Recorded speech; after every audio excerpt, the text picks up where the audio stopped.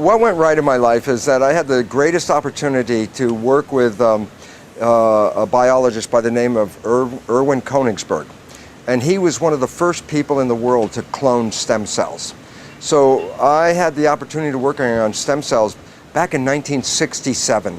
So that's like 44 years ago. And people think like stem cells are new. Well, they're new in the general awareness, but 44 years ago, they were relatively new, and there were just a handful of us in the whole world who were working on stem cells, so I had this very unique opportunity.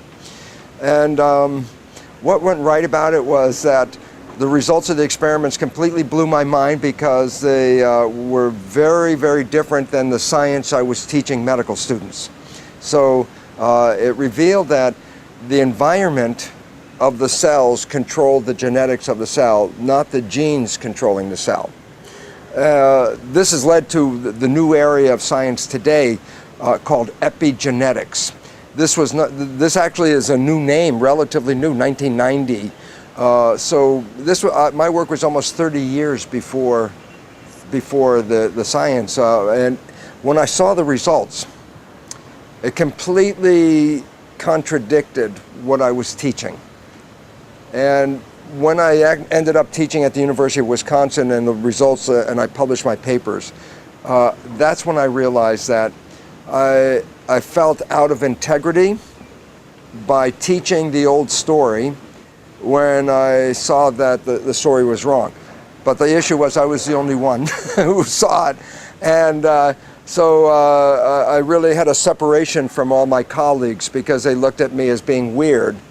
And I had to leave the system. I had tenure at the university, and yet, as I said, I just didn't feel right knowing that I was teaching the wrong information.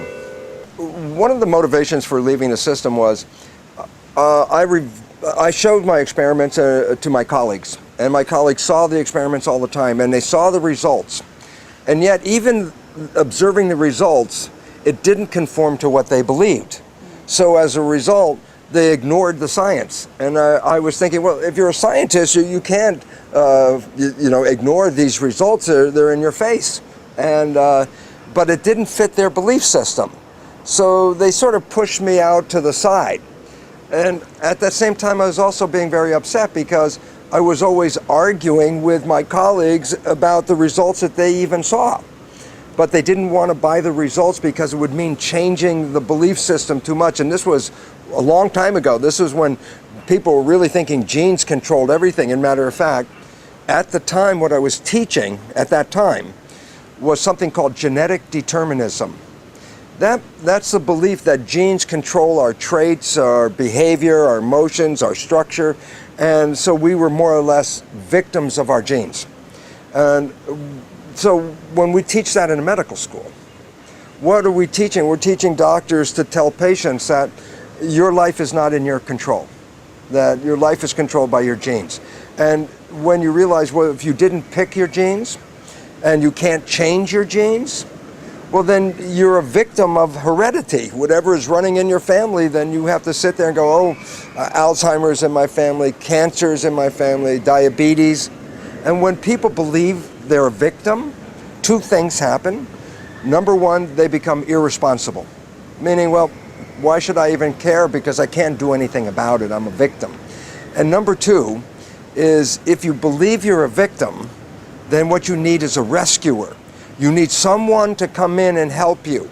And so when you give up on yourself, then we buy into like the pharmaceutical company because they're the ones that say, oh, you can't fix yourself, but we have these drugs. So the issue about that at some point was I was recognizing something totally different. I was recognizing that the genes were controlled by the environment.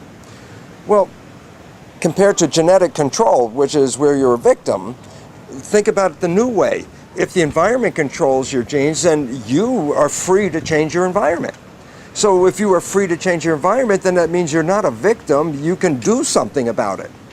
So I think at some point I started to realize I was very upset with the fact that we were taking power away from people. And that I really was upset that they ignored the work.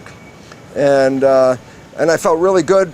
And I wrote my letter of resignation And I walked out of the university, but then I have to tell you, about 30 minutes later, I went, I just threw away my career. What did I do? And so it was fun because about, I guess, 7 years later, I had an opportunity to come back and into the university system, but not just at any university. I came back at Stanford University Medical School. And that's one of the #1 universities in the whole world. And I got a chance to do the work even better than I did it the first time.